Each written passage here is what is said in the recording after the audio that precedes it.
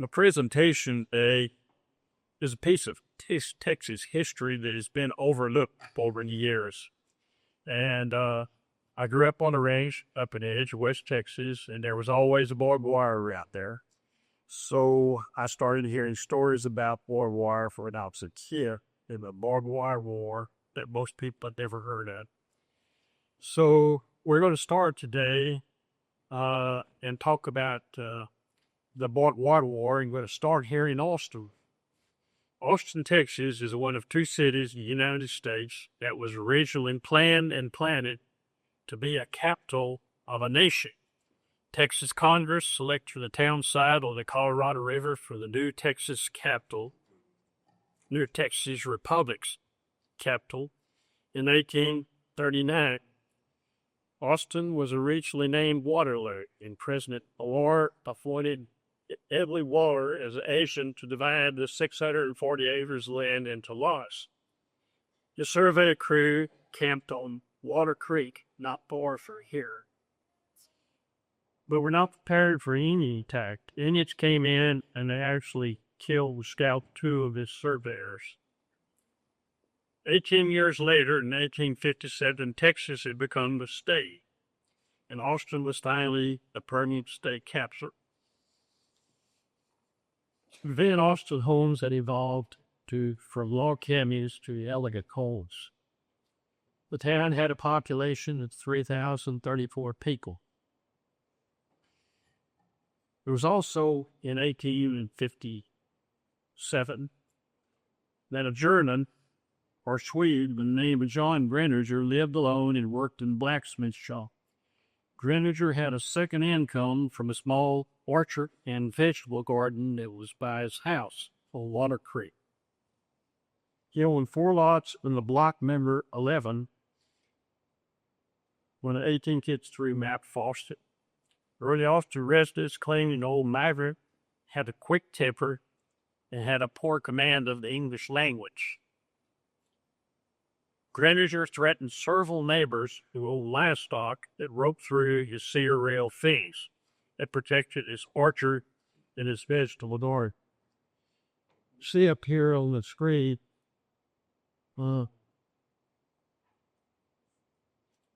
stake and rider fence that was common around Austin, common throughout Texas, prominent in other places too during that period, 1860. As you look at that picture, you'll see Austin in the background. This photograph is taken over on the west side of Austin where Westlake is now. Looking towards Austin, you will see, you may be able to see, Kim, in the very background, you will see the old Austin Capitol with a dull roof. To stop his fish cutting problems, his livestock problem was getting into it, his garden, John Greninger devised a mechanical solution. Using his barbed wire working skills, his iron working skills, and the blacksmith shop, he developed what would be considered an early form of barbed wire. As remembered by old-timers, the fence that Greninger built around his garden and orchard was a cedar rail fence, similar to what you see in the picture. But the fence was now topped with his novel invention, a long string of twisted wire with its vicious spikes made from hoop iron. They were sharp. They resembled the barbs and barbed wire in use today, but they were larger. Strips of wire with spikes were nailed across the top of rail of the fence, of the upper fence, and they were nailed to an upper right cedar post set in the ground like you would see in the fence today.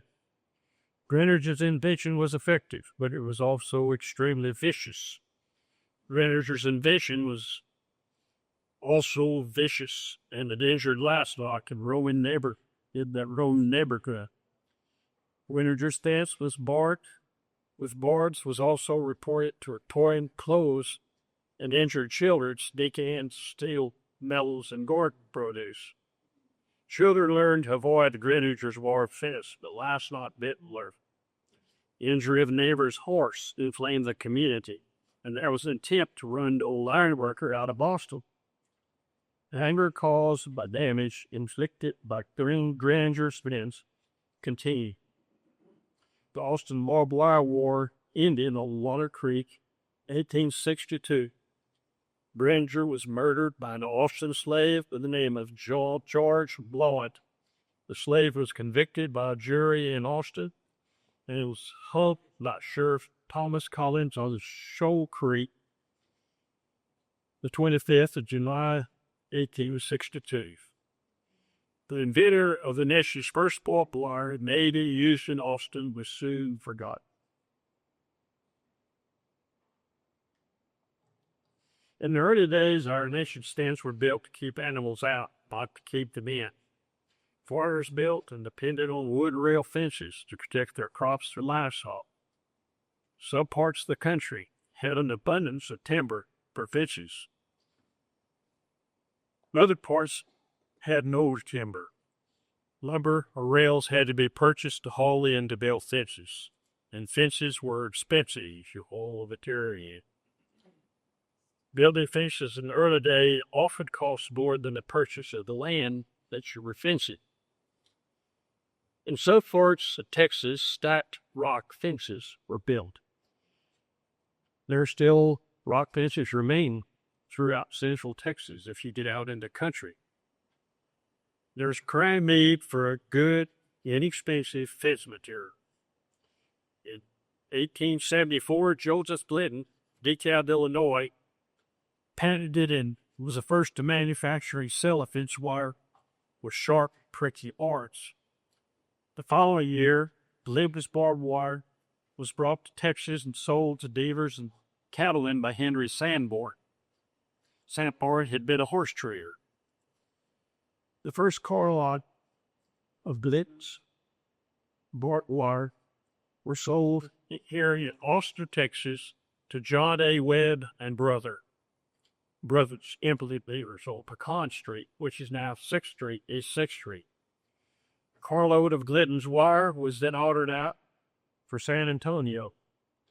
The San Antonio Daily Light, New Daily News, took note of the wire's arrival in the newspaper comment. This Glidden fence material is exactly the thing a hardy frontiersman had been sighing for. Glidden's barbed wire was the first wire sold in Texas.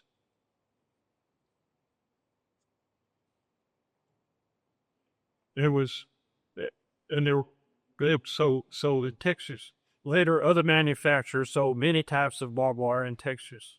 There were actually over 300 different wires that sold in Texas over the years, manufacturers of wire and types. But Glidden's wire was by far the best selling wire. In the year 1893, Henry Sanborn sold $1 million worth of Glidden wire out of his warehouse. Pilots and cutting of barbed wire fences in Texas beginning.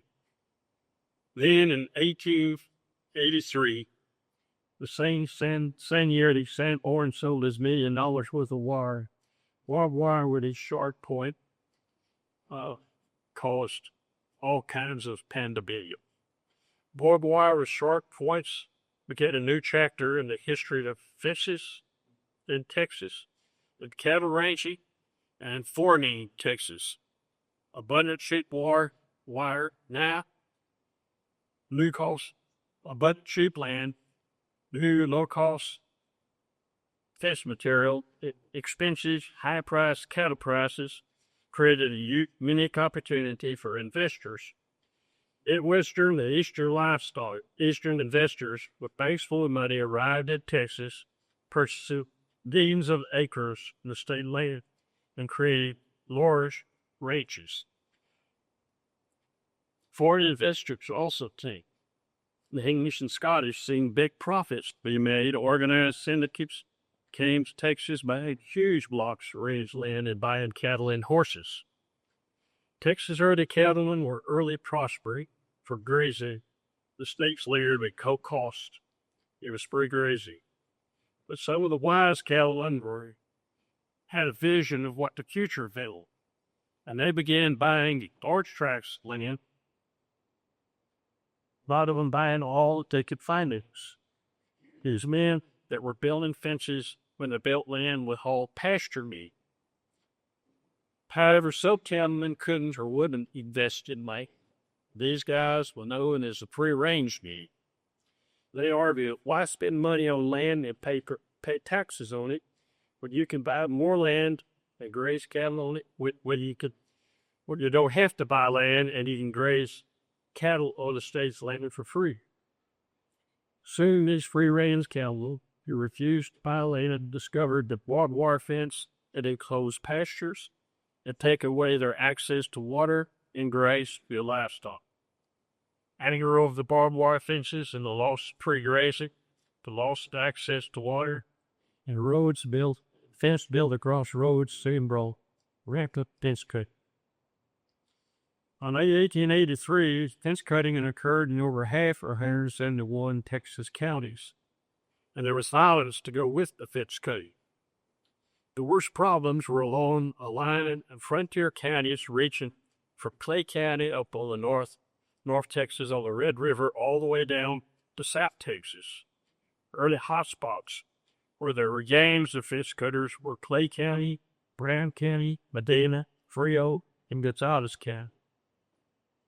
These counties, most of them had all of their fences cut. As the problem with fence cutting grew, criminal elements joined the revolt against barbed wire. It was easier to steal cattle on the open range than it was out of a fenced pasture. Now, not only were fence cutters destroying fences, but they began burning pastures. They would go in and burn the pastures that had been fenced. And in doing that, they killed livestock. And they made death threats to pasture men who purchased land and built fences. Texas Representative T.L. Odom, who ranked in Runnels County, Fort Chadbourne now, had 40 miles of fence cut. And the fence cutters came in at night, hung a bullet-riddled fence post in a tree near his house, and left a note tacked on the fence post warning the state representative not to rebuild his fence. The note you see on the screen was a note that was hung on the fence post outside his house.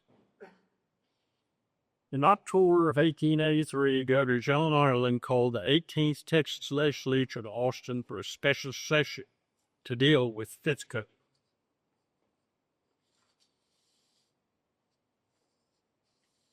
The legislative special session convened July the 8th, 1884. Governor Ireland addressed the session, made some recommendations, and then handed the job of solving fence cutting to the House of the Senate. 18th Texas Legislature's special session was contentious from the start. Legislature was made up of members representing both the free-range men and the pasture men. There are over 100 bills introduced, but 2 bills, one in the House, one in the Senate, the companion bill, would make fence cutting, the killing of a fence cutter, cutting a fence, a justifiable homicide. There were 2 bills that those 2 bills gained much publicity, but they finally died in committee at the end of the session. When the special session adjourned, legislation needed to end fence cutting had passed and was signed into law by Governor Otto. The final legislation passed into law was major, and it accomplished most of what was needed to stop fence cutting. Some of the pasturemen had land fenced that they did not own, and this was one of the causes. It's good. It had become a crucial and highly publicized issue under new state law. Those individuals that had land that was fenced that was not their own were subject to a fine of 50 cents or more, not more than $1 acre for each month the land was enclosed by fence. Those ranchers who had fenced land that they didn't own were given 6 months to remove the fence. A new law made it unlawful to build or maintain 3 miles of fence without a gate. The gates were actually for the benefit of ranchers driving livestock across large pastures to another range or to a railroad for shipping. The barbed wire fences that stopped large cattle drives and occurred in the 1870s, and now the ranchers were at the mercy of the railroads. When ranchers fenced blocked a public road, the landowner was required to provide a gate, and it had to be an easy open gate with hitching posts on both sides for travelers going through the gate. The violation of not providing a gate was a misdemeanor with a penalty of not less than $100 nor more than $200 a day that the gate was not there. There was also a penalty for people that went through the gate and didn't fasten it when they went through it. Another law created new public roads, and began a statewide road system. Counties were required to build roads to their adjoining counties, with these roads connecting the county seats. In the early years, under old state law, destroying fences was only a misdemeanor. Usually involved a small fine as the guy that cut the fence was caught and then prosecuted and then lost. Most effective new fence law passed for stopping fence cutting was the law making a fence cutting and pasture burning a felony offense. The new penalty for fence cutting was mandatory imprisonment for 1 year in the state penitentiary. The pasture burning penalty was even stronger. It had a mandatory sentence of 2 years or more in the penitentiary. Now, to capture the fence cutters, the legislature appropriated the governor $50,000 to use to employ detectives. Detectives were needed to build cases on these fence cutters who were usually operating at night. When the special session ended, the governor hired commercial detective agencies. Late in the session, there was an unexpected legislation passed that was important and of great impact to the state. When the governor signed Senate Bill 33, close of the special session, free grazing of livestock on open state land ended. The free-range men who grazed their cattle or state land for free were the big losers. Grazing livestock on the open free range was no more. The new law required leasing of all unorganized school land for grazing of livestock. Billions of acres of state land remains free in the past was gone, and now not one will be required to lease land. Revenue from grass leases would go into the state school fund. It is now lawful to run livestock on public land, railroad land, or anyone's land without permission or a lease. The new law from the special session had a major impact on fence cutting. It stopped fence cutting in most of the state.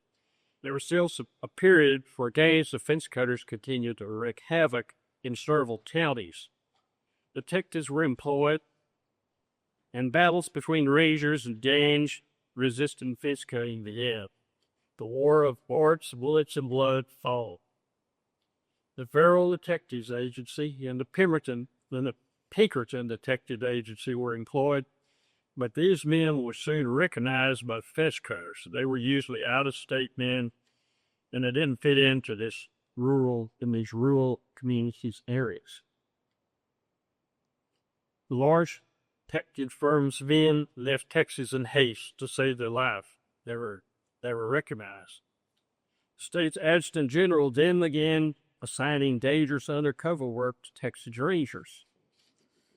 The Texas Rangers Benjamin War was an undercover operative up in Reynolds County. He observed fence cutting, built his case, and managed to get 12 fence cutters indicted by a grand jury. On a cold February night, the week before the fence cutters' trial began, the young ranger was sitting in a hotel lobby in Sweetwater, Texas. He was smoking his pipe, had his hands in his overcoat pockets. Blood splattered across the hotel lobby when the fence cutter fired a shot through the glass hotel window. It struck Warren below the left eye, and actually below his right ear. Warren was assassinated before he could testify in the fence cutter's trial in Ballinger the following week. During open daylight in Edwards County near Rock Springs, three rangers witnessed fence cutters cut the fence at a water hole known as Green Lake. The rangers tried to arrest fence cutters. They resisted and shot Pollard. Over 100 shots were fired at this gun battle. One of the rangers, W. Baker, suffered a severe wound, and one of the fence cutters was killed. Up in Bramble County, William Scott of Company F and 5 rangers staked out a fence line at height where the rank up fence cut. When they tried to arrest the gang of fence cutters coming down the fence line clipping wire, the wire cutters fired on the rangers. 2 fence cutters and a horse were killed in the midnight shootout. One of the fence cutters was by the ranger happened to be the local justice peace of a nearby community. It wasn't unusual for law enforcement of some communities to escort fence cutters. Some of the county sheriffs would not cooperate with the rangers. Sheriff William Nelson Adams in Brown County was one of those people. He was very popular with the people there who didn't like itches. Nelson was elected for 3 terms as sheriff, and then after he retired as sheriff, he's elected to 2 terms in the state senate for Broward. The Texas barbed wire ended after 3 years of bloody law enforcement by the rangers and a strong prosecution by district courts. By the end of the 1880s, the Texas barbed wire wars were history, and the frequent fence cutting across the state had ended. Looking at the cause of barbed wire wars, we could say it in a broad sweep. There was caused by the selling of the state's abundant land cheap, by a strong market and high cattle prices, and barbed wire for new cheap fence building material. The state had sold land dirt cheap. The Texas legislature passed the 50 Cent Act in 1979 and was selling public land at 50 cents an acre. Cattle grazed and fattened were native grasses, and they were selling for high prices. Inside the broad coverage, there were other issues that prompted fence cutting. There were too many to cover here today, but they're detailed in my book, Barbs, Goldfish and Blood. I'd like to make a few comments on the picture on the dust jacket in my book. This photograph is taken at the headquarters of the XIT ranch.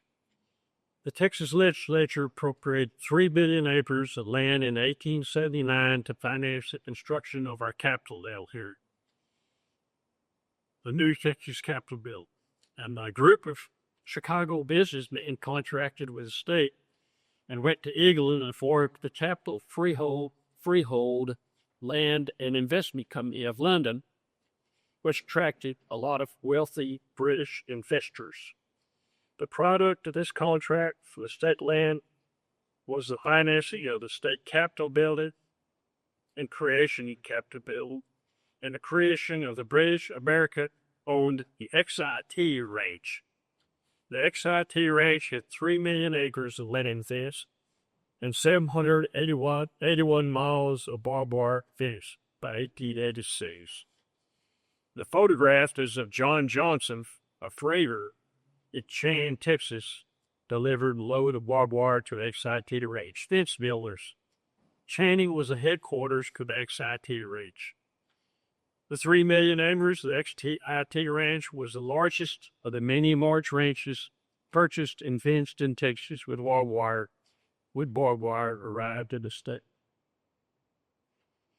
There are many other large ranches built and built barbed wire fences and they're rolling by both Americans and Europeans. And that, ladies and gentlemen, is my presentation, and I'll be able to try to answer any questions you might have.